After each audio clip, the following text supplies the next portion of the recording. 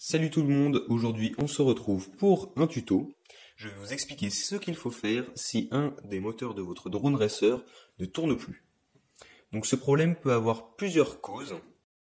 C'est souvent un élément qui ne fonctionne plus. Donc pour identifier cet élément, ça peut être n'importe quel élément dans la chaîne de puissance du moteur en question. Donc la chaîne de puissance, c'est le moteur, l'ESC, la PDB, si vous avez une PDB, si vous avez un EC4 en 1, la PDB est intégrée à l'EC4 en 1, donc le EC4 en 1, il faut le tester. Et l'AFC, ça fait pas vraiment partie de la chaîne de puissance entre guillemets, parce que en fait, elle envoie un signal, mais ce signal peut être corrompu, ou il peut y avoir quoi que ce soit avec la soudure. Donc ça peut être n'importe lequel de tous ces éléments, donc de ces 4 éléments. La première chose à faire, c'est de vérifier toutes les soudures. Vraiment toutes les soudures. S'il y a une soudure vraiment de défaite ou si le courant passe mal, si votre moteur fait des saccades, ça peut être juste une soudure que vous pouvez croire correcte, mais qui en fait touche vraiment pas beaucoup le pad sur lequel elle est soudée et ça peut entraîner des saccades dans le moteur. Donc, on va commencer par tester le moteur. Donc le moteur, lui, c'est simple, il faut le dessouder de l'ESC, le mettre sur un autre ESC qui fonctionne et tester. Il n'y a pas d'autre solution. Si ça tourne pas, c'est que le moteur est en cause. Ensuite, ça peut également être l'ESC. Donc lui, l'ESC, il peut être cramé, soit parce que le moteur a demandé une trop grande puissance à l'ESC et qu'il n'était pas capable de donner, et ça a cramé. Enfin, il y a des tas de raisons, ça peut être pour un crash.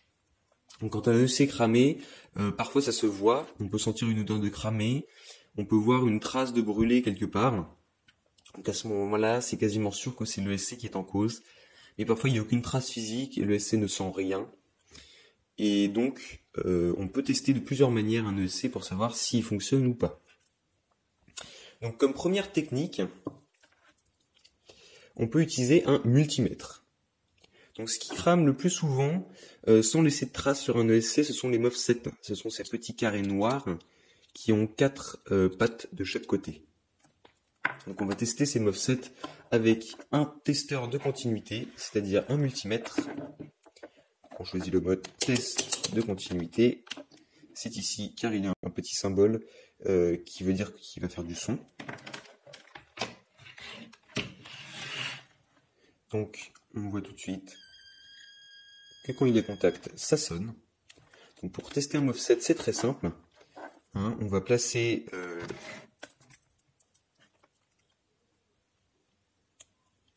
les deux espèces de petits stylets du multimètre de chaque côté du MOVSET, donc pour toucher chacun un côté des pattes de ce petit composant. Donc s'il y a une continuité, c'est-à-dire si ça sonne, c'est que le MOVSET est cramé, il ne fonctionnera pas. Si ça ne sonne pas, c'est qu'il est OK. Donc là, il est OK. Donc il faut les tester tous un par un, il y en a plusieurs, il y en a même beaucoup. Si un de tout cela ne fonctionne pas, le ESC ne fonctionnera pas.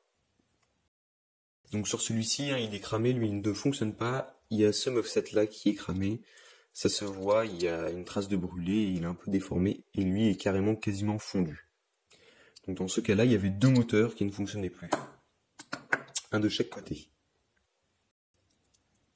Donc, si le ESC ne fonctionne pas, il faut le changer, tout simplement. Donc si c'est un ESC 4 en 1, il faut changer les 4. Si c'est un ESC individuel, vous changez juste un ESC. Après, si vous avez une PDB, ça peut être la PDB qui est cramée, pareil, parce que justement, elle aussi a une limite tempérage supportée. Donc si ça dépasse, elle peut cramer, donc pareil. S'il y a des traces physiques de brûlé, c'est qu'elle est sûrement cramée. Après, pour vérifier si les autres moteurs tournent, vous pouvez échanger les soudures de l'ESC avec un autre port de la PDB. Et donc là, vous voyez ça fonctionne ou pas. Donc si ça fonctionne, c'est que c'était ce port de la PDB qui ne fonctionnait plus. Après, également, ce que ça peut être, ça peut paraître étrange, mais ça m'est arrivé, le fil signal de la FC. Donc ça peut être la soudure, évidemment, donc il faut vérifier la soudure. Mais moi, ce qui m'est arrivé, donc avec cet ESC justement, le moteur avait cramé, donc il avait carrément brûlé avec des flammes. Donc je l'avais changé. En changeant, je m'étais rendu compte que ça fonctionnait toujours pas et que le ESC était peut-être cramé.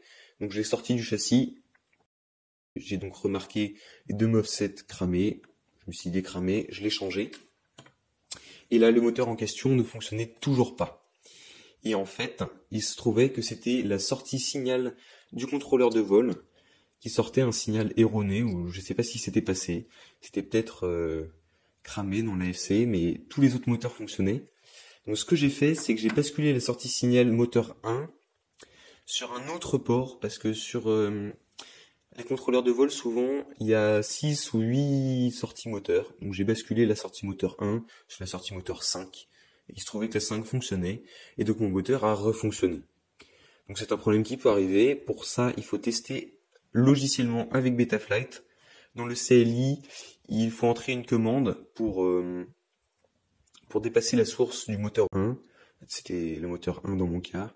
Donc la source du moteur. Il y a des tutos sur internet, hein, c'est assez facile. Et donc là, vous pouvez voir si ça fonctionne ou pas. À ce moment-là, si vous avez testé tout ça, je suis à peu près sûr que vous avez trouvé l'élément qui posait problème. Donc il faut changer cet élément.